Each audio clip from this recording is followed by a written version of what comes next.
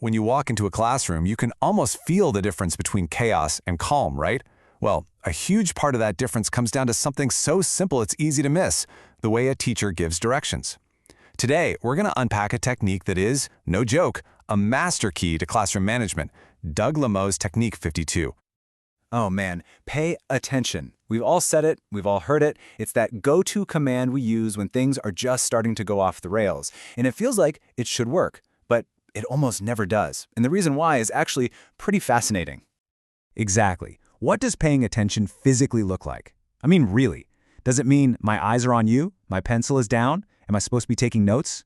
For a student, that ambiguity is just noise. It creates friction. It forces them to guess what the teacher actually wants. And that guesswork, that's the enemy of a smooth, productive classroom. And this is where Doug Lemov's technique comes in. It's called What to Do, and it's this incredibly simple but powerful system designed to just completely get rid of that ambiguity. This isn't just a tip, it's a whole new way of thinking about instructions.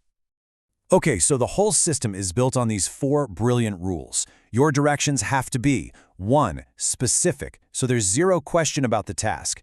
2. Concrete, meaning it's a real physical action, like put your pencil in the tray. 3. Sequential, if there's more than one step, the order is crystal clear. And finally, and this one is so crucial, it has to be observable, something you can actually see with your own eyes. Okay, let's see this in action, because this is where it really clicks.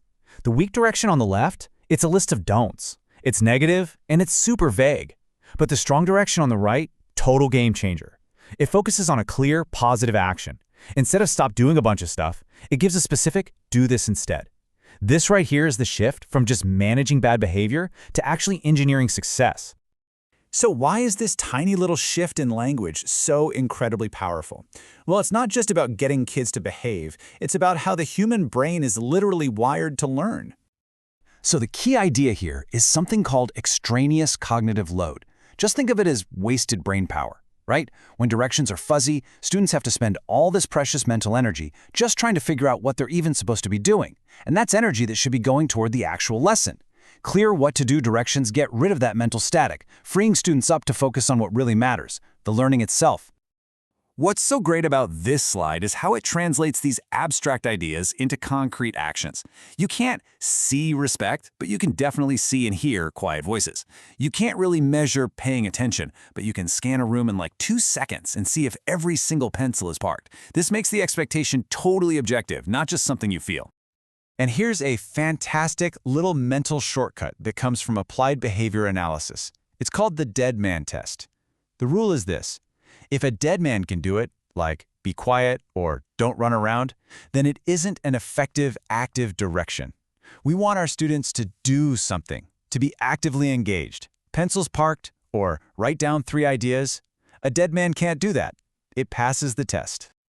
So we've got the mechanics down, right? Make it active, make it observable. But there's another layer here, a really deep human reason this technique is so effective. It's not just about what you say, it's about how you frame it. It's about building a culture of success, not just a culture of avoiding failure. Framing directions positively, this is non-negotiable. So instead of don't run, you say walk. And this simple switch does 4 really powerful things. It focuses on strength, not what's wrong. It motivates students by showing them a positive goal. It reinforces the behavior you want to see more of. And maybe most importantly, it creates a predictable, emotionally safe environment where kids feel supported. And this leads to another brilliant little strategy called narrating the positive. So once you give a clear what-to-do direction, you immediately start calling out the success you see. By saying, thank you, front table, you're not just praising them, you're using this subtle, positive peer pressure to guide the rest of the class into doing the right thing, all without shaming anyone. It's so efficient, it's so effective, and it just builds this positive momentum. Now there's a really critical question here. I know what some of you might be thinking. Doesn't this just create compliant robots? Kids who just follow orders? Or does it build something deeper? Let's dig into that crucial balance between giving kids structure and fostering real, true independence. So according to something called self-determination theory, the deepest, most sticky learning happens when students are intrinsically motivated, when they want to learn for themselves. So the risk with a technique like this, if you overuse it, is that it could just lead to compliance, kids doing things to avoid trouble without any genuine buying. So the key is how we frame its purpose. And here is the answer. This is the perfect metaphor. Think of Technique 52 not as a permanent cage, but as a temporary scaffold. For a lot of kids, especially those who struggle with executive function, it's like giving them an external hard drive that handles all the organizational stuff for them. It gives them the structure they need right now so that eventually they can internalize those skills and start to regulate themselves. This table really shows that beautiful balance.